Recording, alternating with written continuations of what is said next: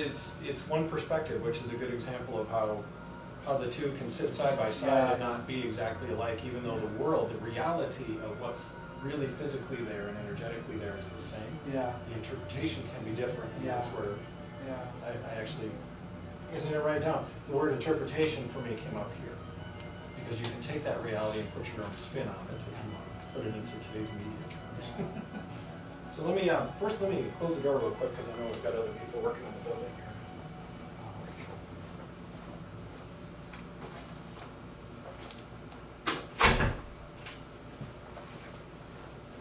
I learned how to edit my videos, so this will get edited out in the YouTube section.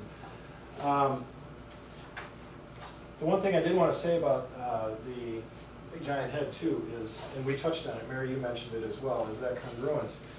Is there's a couple of areas where difficulties are really easy to run into with our perception of the world, and that is if our perception, our internal representation, our truth is significantly different enough from what is really going on, what is reality in the world that we live in, that can cause all kinds of problems. From the most simple of, I'm so out of touch with the fact that when I crossed the road, I didn't see the truck coming because in my world, there are no trucks.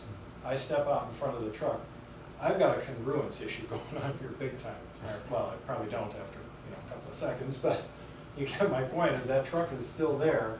It's in reality, and my interpretation of it was that it wasn't. So I've got a pretty significant problem. So when you get that far out of congruence, out of balance, out of alignment, depending on how you say it, those are all ways to interpret it. There can be some very serious repercussions from that.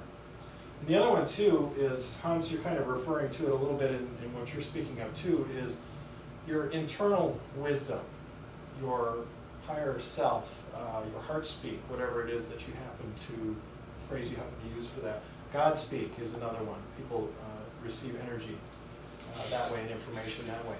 If you're ignoring that enough, that you've got a lack of congruence between what your true path is, what your true purpose in life is, that can create different kinds of difficulties, and often those will show up in ways like you're trying to get a job done, and you've got an X amount of steps in between point A and point B, and you know that the straightest or the shortest distance between A and B is a straight line.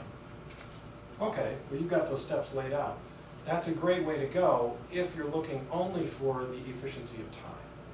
What your soul path can offer you is a pattern that may not hit any of those points and may weave across that path in a number of different ways.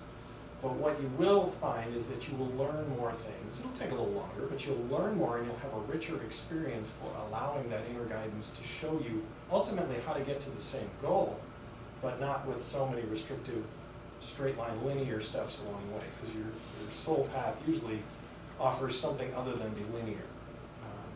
Many concepts are very non-linear when you're talking about internal guidance. So those are some of the ways that you can realize that you need to, or could want to, I should say need to. You don't have to do anything with this, but that's where you can find that you've got some issues that you could investigate within these filters and work through them to your best advantage. These are also could be considered limits. Basically, less limits are going to provide more congruence, better balance, more alignment with your true energetic self. And they're going to allow you to be more in the moment. And we'll talk about that a little more in just a minute, but the more you are in reality and your perception is closer and more in congruence with that reality, the more you can live in the moment and be less reactionary to what's happening around you and actually be part of it rather than reacting to it. When I sat down this morning, I got to be honest, I wasn't ready for this presentation at 9 o'clock this morning. So I asked for a little inner guidance. I just quieted my conscious mind and I said, all right, what is it that's going to be important to talk about tonight? And I did something called free writing. I don't know if you folks have ever done that, but you basically do just what I said. You turn your brain off as much as you can and you just see what comes off the pen. So here's what came up for me. The title of it was not Your Perception, Your Reality. It was simply Perception and Reality. And it goes like this. It is not necessary to know the difference between perception and reality. What we each feel is substantial and real, fortified by what we see, hear, feel, and experience. Foundations are solid and strong to support our place in the world. Forever are we locked into the thoughts and conjurings we create due to their power and influence. Flow is essential. Can you listen? What is it that matters? Where are we going? Can our perceptions take us there? Yes, where reality ends, perception begins. Freedom to perceive is a gift. We can enhance or we can detract from reality. We often force our thoughts onto the pattern of our lives. We are bounded by beliefs and other structures which limit our existence, detract. The more we open to flow and release objections, the more we transform and come alive, enhance. Prepare to be astounded, to receive, to wonder, and to explore. Be as active as you can and as least reactive as possible. Life is a journey and a process. It is easy to get distracted and stop the process by reacting. Hold with the process and attach to nothing else. Free experience is easy, efficient, and cheap. Bring what you know as a witness to accentuate new learnings. Fire the managers of fear and gloom. Be present. What of love? Can it conquer all? No. It need not conquer because that is no longer love. Love is a powerful force of subtlety and encouragement. Dwell in the love, and conquering gives way to enfolding and acceptance. Shape your existence in the form of love, because those who can love unconditionally thrive in the flow of the universe. I put the pen down and I said, you know, it's got to be real, because I don't talk like that. But that's what came to me, and of course this is, I actually put it down on the page as an interpretation by me, because of course it's gone through all of my filters, and it is my perceptions that come from that. So I wanted to break that down just a little bit. Does anyone have any comments on it before I kind of break it into a couple of sections? Did any of it make sense? Some would go over your head? All right, well, let's just jump in. The first section is, it's not necessary to know the difference between perception and reality. What we feel is substantial and real, fortified by what we see, hear, feel, and experience. Foundations are solid and strong to support our place in the world.